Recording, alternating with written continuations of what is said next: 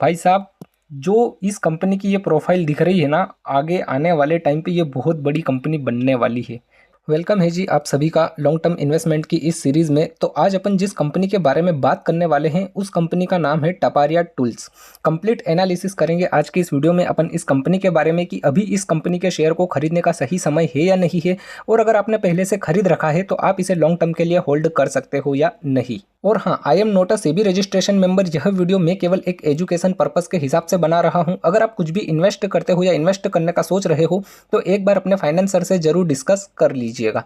अगर आप intraday trading करते हो या इंट्राडे ट्रेडिंग में इंटरेस्टेड हो तो बायो में लिंक है अपने इस टेलीग्राम चैनल का, आप इस चैनल को ज्वाइन कर सकते हो। यहाँ पर आपको एक कंप्लीट ट्रेडिंग कोर्स की प्लेलिस्ट देखने को मिल जाएगी, जिसके अंदर बेसिक से लेकर एडवांस कंप्लीट कोर्स देखने को मिल जाएगा। इसी के साथ साथ इस चैनल पर आपको एवरीडे कुछ डेमो ट्रेड भी देखने को मिल जाएगी। अब बात कर लेते हैं अपन इस कंपनी के बारे में। तो सबसे पहले ये जान लेते हैं कि इस कंपनी का कारोबार क्या है। तो देखिए, ये जान लीजिए सबसे पहले कि इस कंपनी ने एक कंपनी के साथ कोलैबोरेशन किया है। कौन सी कंपनी है वो? उस कंपनी का नाम है स्वदेश कंपनी। ठीक है, इसके साथ इन्होंने कोलैब करा है। और इस कंपनी का जो व्यापार है, इस कंपनी का जो बिजनेस है, अगर उसको हम समझे तो देखो, ये टूल्स बनाने का काम करती है। जैसे पेचकस हो गया, प्लायर हो गया, पाने हो गए, ये सब बनाने का इसका कारोबार है। ठीक है, इस कंपनी का मार्केट कैप कितना है? इस कंपनी का मार्केट कैप आप देख सकते हो 16.10 करोड़ की ये कंपनी है। इस कंपनी के ऊपर कर्जा कितना है आप देख सकते हो, 1,61,00,000 का इसके ऊपर हमें कर्जा देखने को मिल रहा है। ठीक है, एक साल के अंदर इस कंपनी के शेयर ने लो और हाई कितना लगा है? तो लो तो इसका 0 दिख रहा है, लेकिन हाई इसका 10 रुपये 60 पैसे। करंट प्राइस कितना चल रहा है? 10 रुपये 60 पैसे। ठीक है, बुक वैल्यू कितनी है इस शेयर की आप देख सकते हो भाई साहब, 229 रुपये की इसकी बुक वैल्यू है। मतलब कि ये यहाँ तक का टारगेट दिखा सकता है, सीधी सीधी बात है। ठीक है, अब ये कब तक दिखाएगा वो अपन आगे आने वाले सभी टॉपिक के ऊपर डिस्कस करेंगे। अब देखो, पीई कितना है इसका? 0.14। ठीक है, आरओई कितना है इसका आप देख सकते हो 32.80%। आरओसी कितना है? 44%। ठीक है, प्रॉफिट आफ्टर टैक्स, मतलब ओवरऑल ये कंपनी प्रॉफिटेबल कंपनी है। प्रमोटर होल्डिंग आप देख सकते हो 69.70% की हमें प्रमोटर होल्डिंग देखने को मिल रही है। प्रॉफिट में ग्रोथ हो रही है या नहीं हो रही है? तो आप देख सकते हो 47% की हमें प्रॉफिट में ग्रोथ देखने को मिल रही है। क्या ये कंपनी अपने शेयर होल्डर को डिविडेंड पे करती है? तो आप देख सकते हो ये कंपनी अपने हर एक शेयर होल्डर को डिविडेंड पे करती है। और कितना, वो भी आप देख लो, 377% का डिविडेंड पे करती है। भाई साहब, ये बहुत ज़्यादा हो गया। ठीक है, फेस वैल्यू कितनी है इसकी आप देख सकते हो, 10 रुपये की इसकी फेस वैल्यू है। ठीक है, रिटर्न ऑन एसेट्स 25.40%। तो ये तो कुछ इंपॉर्टेंट टॉपिक हो गए इस कंपनी के। अब अपन बात कर लेते हैं कंपैरिजन की कि भाई साहब इस कंपनी का कंपैरिजन हमें किस किस कंपनी के साथ देखने को मिल रहा है।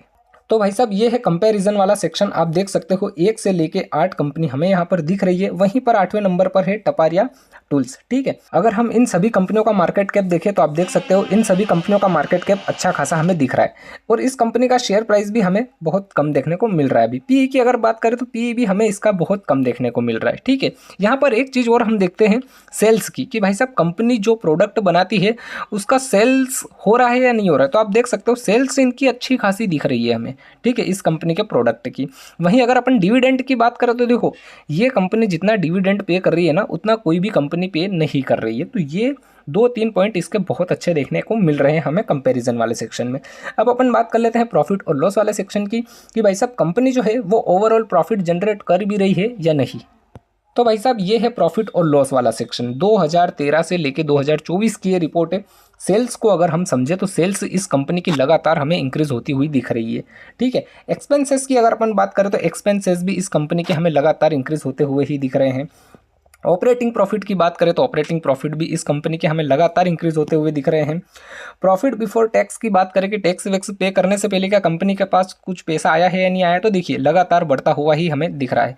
नेट प्रॉफिट की अगर अपन बात करें कि भाई साहब नेट प्रॉफिट कंपनी के हाथ में आया है या नहीं आया है, तो 2013 से लेकर 2024 तक आप देख सकते हो इस कंपनी का नेट प्रॉफिट लगातार हमें बढ़ता हुआ ही दिख रहा है। भाई साहब, जो इस कंपनी की ये प्रोफाइल दिख रही है ना, आगे आने वाले टाइम पे ये बहुत बड़ी कंपनी बनने वाली है। ठीक है, अब अपन बात कर लेते हैं बैलेंस शीट की, कि भाई साहब इस कंपनी की बैलेंस शीट आखिर क्या बोल रही है। तो भाई साहब, ये है बैलेंस शीट वाला सेक्शन। 2013 से लेके 2024 की ये रिपोर्ट है। इक्विटी कैपिटल को अगर अपन समझे तो इक्विटी इनकी अब इंक्रीज होती हुई हमें दिख रही है। रिजर्वेस की अगर अपन बात करें तो रिजर्वेस पहले के मुकाबले इनके इंक्रीज होते हुए दिख रहे हैं। टोटल लाइबिलिटी और एसेट्स की अगर अपन बात करें तो ये है भैया लाइबिलिटी और ये है एसेट्स, ये भी हमें इंक्रीज होते हुए दिख रहे हैं। मतलब इस बैलेंस शीट को देख के ये चीज़ समझ में आ रही है कि कंपनी धीरे धीरे ग्रो कर रही है, धीरे धीरे करके ये अपना कारोबार बढ़ा रही है। ठीक है, आगे जाके ये कंपनी बहुत बड़ी बन सकती है। ठीक है, अब देखते हैं इन्वेस्टर की कि भाई साहब इस कंपनी के शेयर किस किस ने कितने होल्ड कर रखे हैं। तो भाई साहब ये है शेयर होल्डिंग वाला सेक्शन, आप देख सकते हो 2017 से लेके 2024 की रिपोर्ट है। सबसे पहले ये जान लीजिए प्रमोटर होल्डिंग को। तो देखो प्रमोटर के पास 2017 में 69.72% शेयर थे। ठीक है, उसके बाद अभी 2024 में अगर हम देखें तो अभी भी इनके पास ऐसे के ऐसे ही है 69.72%। मतलब प्रमोटर अपने कंपनी के शेयर को अच्छा खासा होल्ड करके बैठे हैं। ठीक है, पब्लिक की बात करें तो पब्लिक के पास 2017 में 30% शेयर थे, तो आज भी इनके पास 30% शेयर ही है। ठीक है, अब देखो सबसे ज़्यादा होल्डिंग प्रमोटर के पास है। किसी भी कंपनी का प्रमोटर अपनी कंपनी के शेयर तभी खरीद के उनको होल्ड करता है जब उसे ये पता हो कि हमारी कंपनी जो है वो आगे आने वाले टाइम पे अच्छी खासी ग्रो कर सकती है या अच्छी खासी ग्रो करने वाली होती है। ठीक है, तो यहाँ पर प्रमोटर बहुत लंबे समय से बैठे हैं। अगर आप देखोगे तो 2017 से लेके 2024 भाई साहब बहुत लंबा टाइम हो चुका है इसको। अगर आप देखोगे तो कितना टाइम हो चुका है, 4 और 3 7 साल हो चुके हैं। 7 साल से ये होल्ड करके बैठे हुए हैं। ठीक है, अब अपन बात कर लेते हैं चार्ट की कि भाई साहब इस कंपनी का चार्ट आखिरकार क्या बोल रहा है। तो भाई साहब ये हम 1 मंथ के टाइम फ्रेम पे देख रहे हैं। आप देख सकते हो ये कंपनी 1 जनवरी 2004 में आई थी, तब इसका शेयर प्राइस आया था 24 रुपये पे। ठीक है, उसके बाद हल्का फुल्का गया और पता नहीं उस टाइम पे क्या हुआ, 2020 के आसपास की सीधा वापस से नीचे। अभी अगर अपन देखें तो यहाँ पर आप देख सकते हो 2023 में कितना लो है इसका, 2 रुपये का। ठीक है, सीधा अगर आप देखोगे तो हर महीने ये कंपनी अपने हर शेयर होल्डर को अच्छा खासा रिटर्न दे रही है, ऊपर ही जा रहा है। कोई भी मतलब आपको आप देख सकते हो कब का है ये, 3 जुलाई 2013 से 3 जुलाई 2023 से ये आप देख सकते हो। एक भी महीना ऐसा नहीं है कि इन्होंने लॉस करा हो या इस कंपनी का चार्ट हमें नीचे जाता हुआ दिख रहा हो। ठीक है, अब देखो एक चीज़ और मैं आपको बता दूं, इस कंपनी की जो बुक वैल्यू है वो कितनी है, 200 से भी ऊपर है, लगभग 230 के आसपास ऐसा कुछ दिख रहा था, 232 ऐसा कुछ। और अभी इस कंपनी का शेयर कितना चल रहा है, 10 रुपये के आसपास, है ना। आगे आने वाले टाइम पे कंपनी की अपन ने प्रोफाइल देखी, कंपनी की बैलेंस शीट देखी, मतलब सारा कुछ इनका मतलब जितना इंक्रीज होता हुआ दिख रहा है ना, बस इस वजह से ही ये शेयर एकदम से मतलब नहीं भाग रहा है, क्योंकि इस कंपनी का मार्केट कैप छोटा है, केवल 16 करोड़ का है।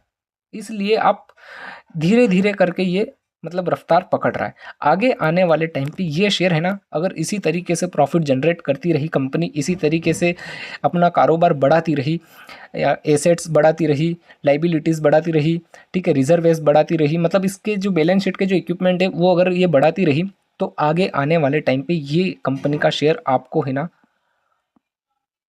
100 से तो 200 आपको एक छोटी बात है, आने वाले टाइम पे ये आपको 1000 का भी हाई दिखा देगा, 1000 का भी। कारण मैं बताऊं कारण क्या है, देखो कंपनी का बिजनेस सबसे ज़्यादा मायने रखता है, कंपनी का प्रोडक्ट सबसे ज़्यादा मायने रखता है। सेल्स वाले सेक्शन में हमने देखा सेल्स इस कंपनी की लगातार बढ़ रही है।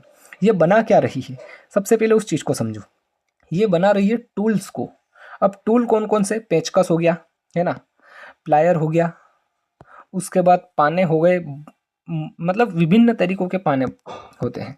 ठीक है, तो ये सारे टूल्स बना रही है। मतलब जो मैकेनिकल इंजीनियर होता है या फिर जो मैकेनिक होता है, चाहे वो मोटरसाइकिल का मैकेनिक हो, कार का हो, ट्रक का हो, बस का हो, या हवाई जहाज़ का हो, या फिर जहाज़ का हो, किसी भी चीज़ का मैकेनिक होता है, उस मैकेनिक को किस किस टूल्स की ज़रूरत पड़ती है, वो सारे टूल्स ये कंपनी बना रही है। समझ रहे हो। तो इस कंपनी का प्रोडक्ट आगे जाके क्या बंद हो जाएगा या फिर चलेगा नहीं मार्केट में, भैया बहुत चलेगा, क्योंकि टेक्नोलॉजी का ये ज़माना है। टेक्नोलॉजी से मतलब वो नहीं बोल रहा हूँ मैं कि वो फेसबुक हो गया, व्हाट्सअप हो गया, ईमेल हो गया, वो टेक्नोलॉजी नहीं, मतलब आधुनिक संसाधनों का, टेक्नोलॉजी का ये ज़माना है। आधुनिक संसाधन है ना, आधुनिक संसाधनों का ये ज़माना है। तो आधुनिक संसाधन क्या ख़राब नहीं होंगे, क्या वो डैमेज नहीं होंगे? अगर वो ख़राब होंगे, डैमेज होंगे, क्या वो बनेंगे नहीं? बनेंगे भी सही, तो इन सब में टूल्स की तो ज़रूरत पड़ेगी ना, पेचकस की तो ज़रूरत पड़ेगी सही कि भाई साहब एक स्क्रू कसना है, प्लायर की ज़रूरत पड़ेगी सही कि तार को हमें जोड़ना है, या फिर किसी पाने की ज़रूरत पड़ेगी कि किसी बोल्ट को कसना है। तो ये सारा जो मटेरियल है, ये सारे जो टूल्स है, वो यही कंपनी बना रही है। आया आपको समझ में? आई होप आपको सारा कुछ सीन इसका समझ में आ चुका होगा। ठीक है, वीडियो को लाइक कीजिएगा और हाँ, चैनल पर नए हो तो चैनल को भी सब्सक्राइब कर लीजिएगा। अगली वीडियो में किस कंपनी के ऊपर बनाऊं कमेंट करके ज़रूर बताइएगा। मिलते हैं अगली वीडियो में।